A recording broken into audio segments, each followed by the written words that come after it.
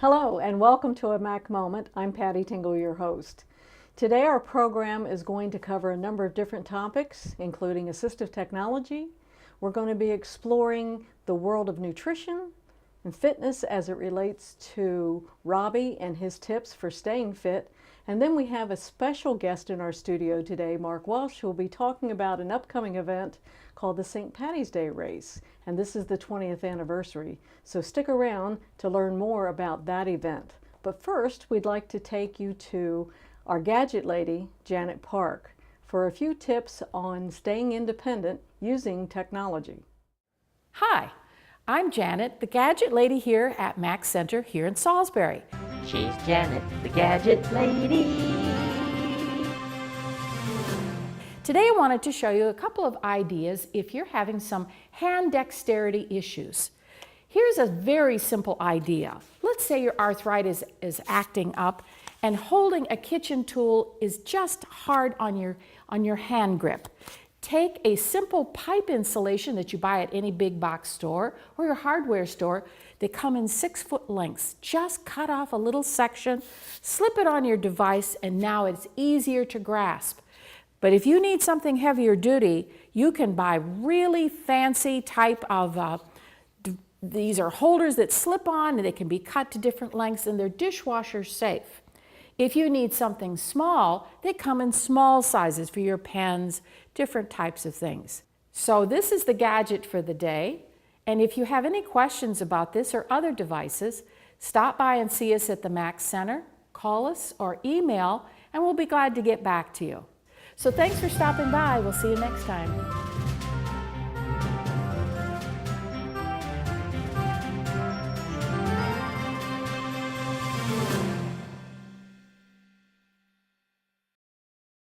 Thank you, Janet. Great tips. We look forward to hearing more in the upcoming weeks. So joining me today is Mark Welsh, and we're here to talk about the St. Paddy's Day race coming up, a 20th anniversary event. Welcome, Mark. Oh, thank you. Thank you, Patty. Yes, this is the 20th year. I've been fortunate enough to be the race director for all 20 years, and not much has changed. You know, we've had the race the same place for 20 years. We've had it at the Salisbury Elks. The courses run around the park. We start at 3 o'clock, and of course, people know us for our after party. After the race, we have a really big party to celebrate, and so for those who want to pre-register, they can go to www.macinc.org, Right. or they could call. If they want to do it the old-fashioned way, they can call the Mac phone number, 410-742-0505. However, most people do register online, and then they can pay online also. But we look forward to this being our 20th year, and I think we want to make this race, if possible, the best race we've ever had. And I think we're off to a great start so far. Well, I've heard some rumors that last year you had the highest number of participants in the event that you have seen over the 20 years. So it sounds like each year the event grows. It does. It does have something to do with weather. Last year was a great weather day, but we had a really good sign up, and that's why we always push the online sign ups first. Sure. But that day was such a great day that we had a lot of people come day of race and sign up, and you're able to do that. And please, if you get up that day and you haven't registered, and we'd love for you to show up and run that day, or walk. Okay. I mean, it's a 5K, but it's also a 2-mile walk. And so we have, when this race started 20 years ago, we had no walkers. And now the number is like probably close to 35-40% of those who participate walk, to do the 2-mile walk. So that's been something that's really grown. So the race really has evolved over the last 20 years. A lot of things are the same. I've already mentioned them as far as where the venue is. It's around the park. And our great after party. But the event has grown. I think people look forward to it. 20 years, anytime you do something for 20 years, it's, people begin to look forward to it. There's some people who've done this race for 20 straight years. That's great. Who've never missed a race. They look forward to it. So we're hoping with this 20 years we could top last year. That would be hard. That would be really hard, but because that was stretching the limits. But if we could get pretty close to the number of participants and with the number of sponsors and things that we've had, I think we could have our best overall race. But we got to pray for good weather. Yeah. So this sounds like this is a rain or shine event? Oh, it's happening no matter what. Okay. We've had it, we've never missed. We've had it when it's been rainstorms. We've had it when it's been snow flurries. Okay. I wouldn't say that there was a lot of snow on the ground, but we've had snow flurries. We've had it when it's been almost 70 degrees out. Last year was one of those days where it got, it was in the 60s. And we've had it when there's been major floods and flooded out part of the course and had to reroute the whole course the day of, just not the whole course, but a good part of the course just to get the whole 5K in. So we're going to have it. I mean, no matter what. So this is a determined group. Yes, we're it is. We're going to have Yes. our 5K. We're going to make this run, and we're going to raise money for Alzheimer's. Yes. And since you're the director, what will happen with the proceeds? Okay, so as we've done in the past, the funds raised from this event will be used to support families who have a loved one that has a diagnosis of Alzheimer's.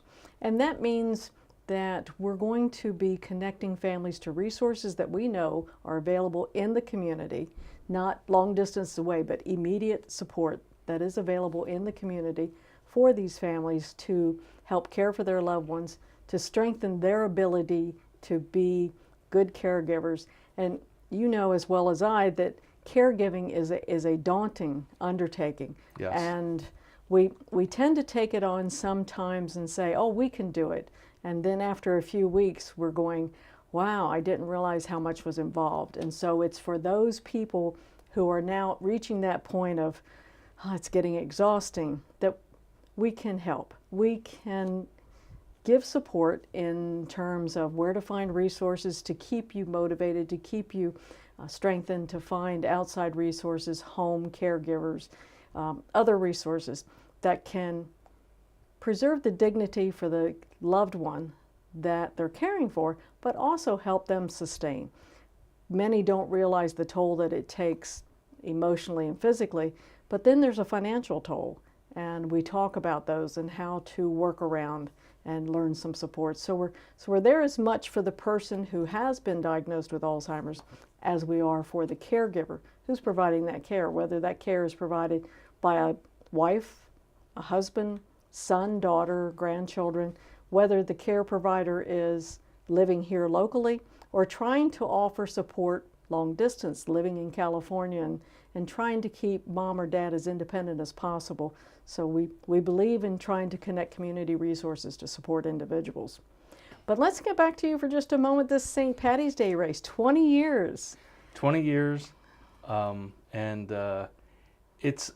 it's kind of tough for me sometimes because as you know, I'm a CPA and right now is my busy season. Yeah. So to do this race for the past 20 years, it's been tough, but I've enjoyed it. And what I really enjoyed most about it, besides raising money for a great cause, like you just said, is the volunteers. It's just a great group of volunteers. I don't think I've ever been around a better, not only the volunteers that we have for our committee, our race committee, but the volunteers that are coming from MAC who volunteer day of or part of our committee. I mean, just such a dedicated group of volunteers. So it really makes it worthwhile. If I didn't have that, I wouldn't have lasted 20 years doing this.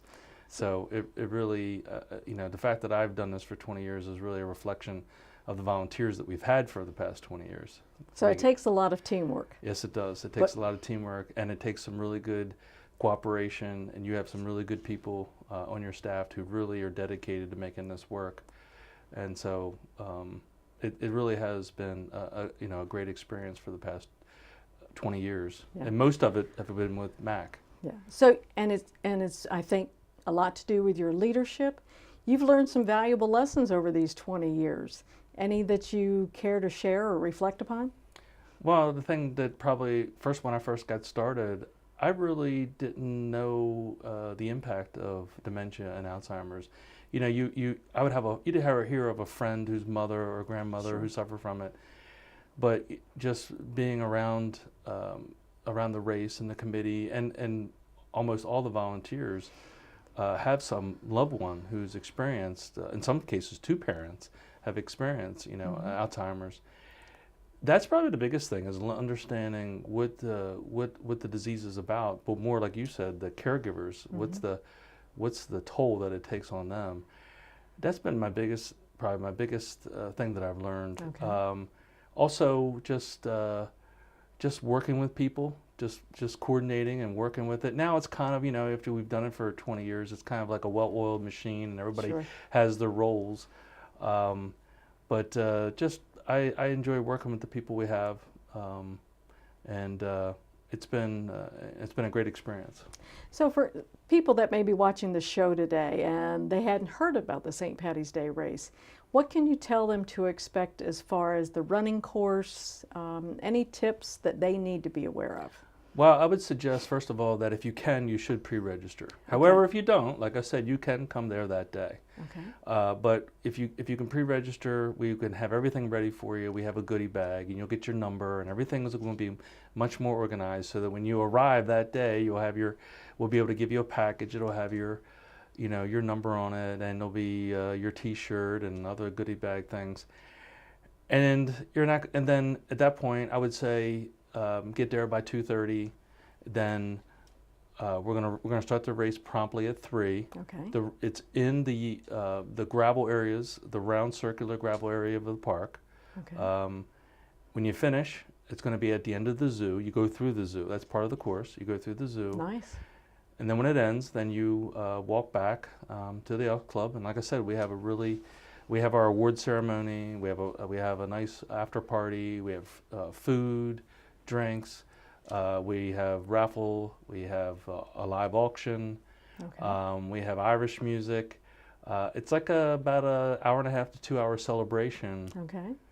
And the people really are really happy to be there. Okay. So I can pre-register. My registration fee covers the cost not only of my participation in the race and the goodie bag that I get in return, but it also covers the cost of the food, so I don't have to worry about buying food That's and correct. that sort of thing. So if you pre-register, it's $25. Okay.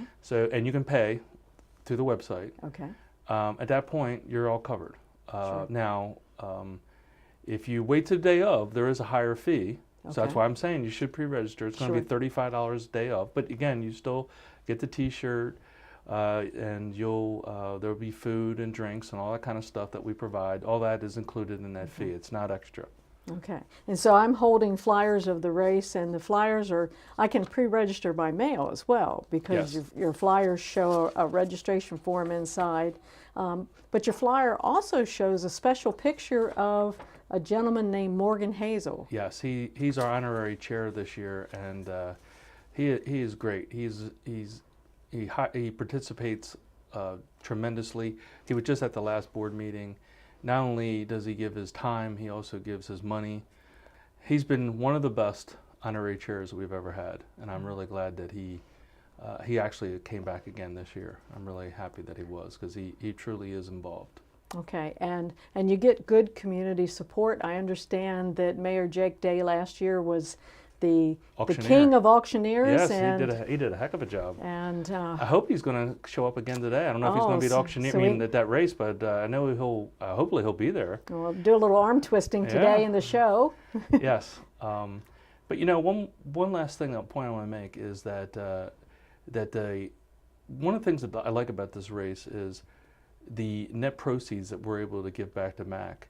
We have a very low cost.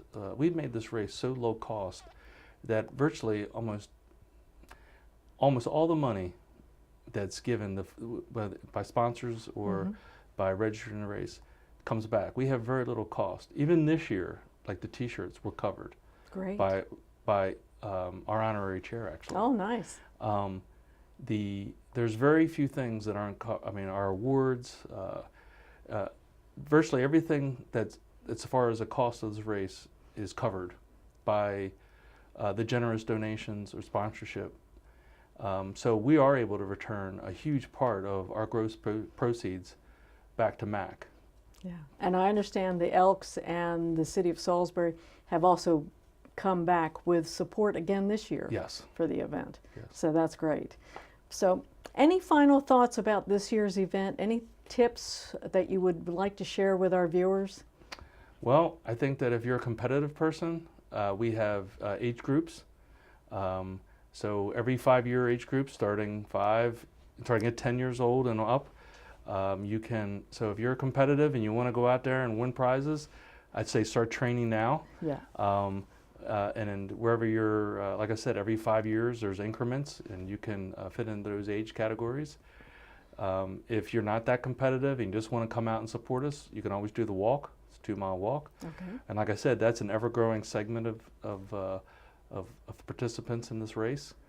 So I just hope that it being the 20th year that we pray for good weather and that we have a lot of people that come out to celebrate this. Great. Thank you, Mark. And thank you for being with us today. If you're watching today, we're talking about the St. Paddy's Day race that's coming up. And Mark, remind us again, what's the date of the race? It's going to be Saturday, March 9th. It starts 3 o'clock promptly. If you haven't pre-registered, you should get there by 2 o'clock to register for, if you're going to register day of race. If you have already pre-registered, get there 2:30 or so, get yourself warmed up. The race normally finishes around 4 o'clock as far as the race portion, and then we do, like I said, our after party. Okay, great. So if you've missed any of the information today, be sure to visit the MAC website. That's www.macinc.org. If you'd like more information, please feel free to call us at 410-742-0505. As Mark has referenced, there is a silent auction during the event. If you'd like to donate to that silent auction, contact Cindy Robinson at MAC Incorporated, and she can help you with that donation. If you can't be at this year's event and you would like to support the event, consider donating through the MAC website or mail your check to 909 Progress Circle, Salisbury, Maryland 21804. Every dollar that you give supports families who live with Alzheimer's and provides them support from MAC and many other services throughout the community to make their lives a little bit better. Thank you so much for caring. And now we want to turn to Carla for more tips on nutrition.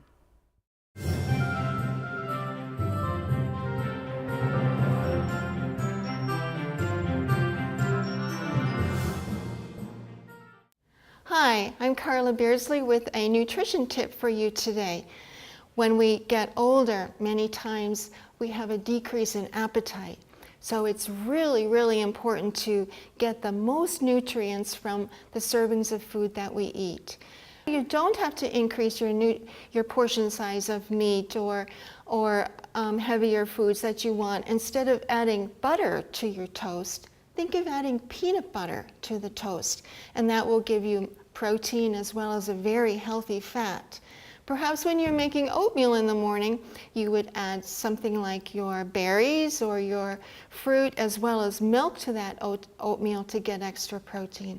Another idea would be if you were adding vegetables to some kind of meat food, that would be a way to get the cooked vegetables and the meat together all in one dish. Simply adding a change such as peanut butter or other foods such as cheese to the sandwich, that could be a way to add nutrients without eating extra foods. So again, we're trying to put foods together that give us many nutrients versus increasing our portion sizes. So this is your nutrition tip for today. Please understand that you're welcome to call me or email me with any additional questions that you have.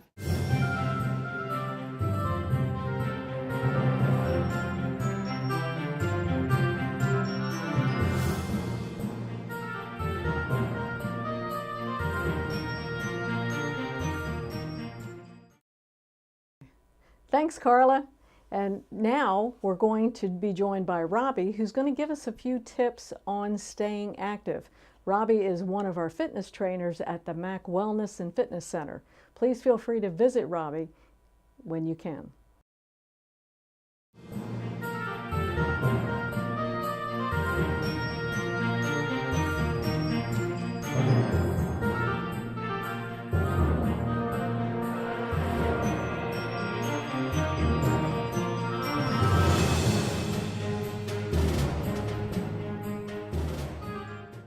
Everyone, my name is Robbie Chen. I'm the Health and Wellness Coordinator and Personal Trainer here at MAC.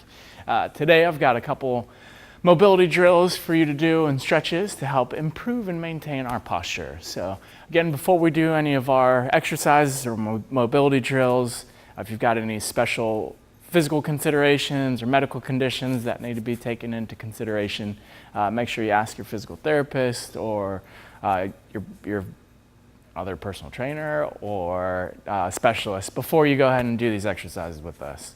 So a couple things that we've got as far as working with folks' posture. Again, here at MAC, we specialize with working with the geriatric population, and posture is important for a variety of reasons. Overall functionality of joints, range of motion, your balance, the list really can go on and on. But things that we really focus on are stretching out a couple of really key areas, of which being the chest and the pectoral minor and the hip flexors. So when the muscles of the chest get really tight, they can tend to round the shoulders forward. All right, and then in doing so also cause a lot of tension and what we refer to as tone, muscle tone, like really tight. That's muscle tone in your traps and up the neck. So again, a tight chest can round your shoulders forward, can be a contributing factor there. And then the other part is the hip flexors. So just like when people say flex a bicep, this would be us flexing our hip. And stretching out the hip flexors, those muscles of your iliopsoas, those muscles connect to the inside of your femur, your thigh bone, and then snake through your torso and actually connect to the inside part of your lumbar vertebrae. So not only is this stretch for the hip flexors great for your posture, but it's also really great to alleviate some mild back pain too. But let's start with the chest. So one thing you can do is if you've got a tennis ball or a lacrosse ball or just a general ball, that's fine. If you don't, it's okay, you don't necessarily need one, is to roll the muscles right to the inside. You'll feel the round of your shoulder right to the inside of the shoulder. You can massage that part. And also, if you find that bony part of your collarbone, you can massage right underneath the collarbone, hitting the insertion or the origin points of your pectoral muscles, your chest muscles. So getting a deep tissue massage there is good. Again, if you've got a ball, that's great. If you don't, you can also just use your knuckles or even just use your hands to kind of comb those spots. And you might find it might feel like a little bit of like gristle or like again, we said tone, tension in your muscles. You just kind of massage and work your way through those. And that's not the only thing you can do for them. So the massage and the stretch in tandem make it even more effective to work on those rounded shoulders. So if you can, reach the hands behind you and lock the fingers together. And then you want to lift the chest through your shoulders and work on squeezing the shoulder blades and muscles of your upper back together. Lift your chest. Take deep breaths through the chest. See the chest expand to the sides. And then for a deeper stretch, you can even try and bring the heels of your palms together or even raise the arms away from your body. And then in a moment, we'll show you a couple stretches that you could actually do against the wall to work on those too. So again, that's hitting the part of the chest, so that tissue massage right below the collarbone, the inside of the shoulder, and then reaching back for a really great front of the shoulder stretch and chest stretch here. And for a little extra, if you can, even just bending the neck gently from one side to the other can get you an even deeper stretch into the pec minor, and that will actually even help to loosen up some of the muscles of your neck too. So as far as the stretches for your hip flexors, a couple that you can do. Standing would be similar to our calf stretch we visited earlier. Just send one leg as far back as you can, and then push your hips forward until you start to feel a stretch right to the inside of your hip bone and the front crease of the hip. And again, that stretches out those muscles of the iliopsoas that connect to your lower back. So again, not only, so when folks come in and they walk kind of like this, tight hip flexors can affect your gait, it can affect your lower back. So by straightening ourselves out with our standing hip flexor stretch, For a little bit more, you could even reach that arm, same side as the back leg, reach it upwards. And again, the most important part is to push the hips forward, okay? And then if the standing option is a little tough or a little hard to do with your balance, you can also use a chair.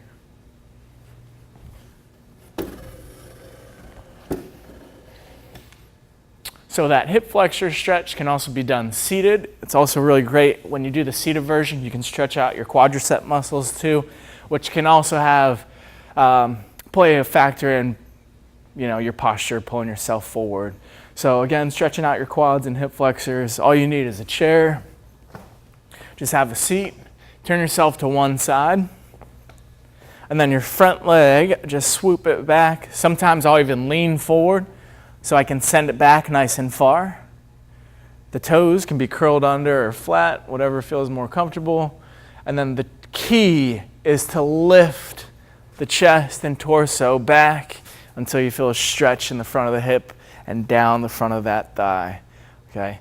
And then as far as how often you should do your chest and hip flexor stretches, I recommend trying to do it at least every day, at least once. If you can hold the stretches for, I try, instead of counting for my stretches, I think of my breath as a, so inhale for a 3 or 4 count, exhale for a 3 or 4 count, and I'll hold my stretches for about 3 or 4 breaths in and out. So again, today, thank you for joining us for our little segment on how we can improve our posture. Again, my name is Robbie Chin, the Health and Wellness Coordinator at the MAC Center and personal trainer. Thank you for joining our fitness moment, and we'll see you next time.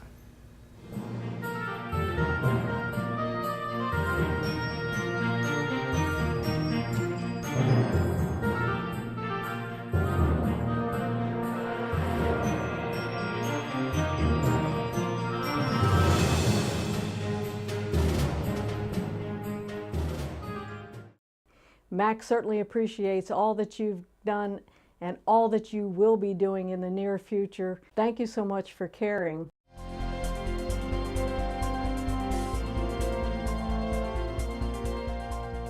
Would you like to see your community organization or nonprofit group featured on PAC 14? To get started, contact us at 410-677-5014 or visit our website at www.pac14.org. PAC 14 is a great way to connect with your community.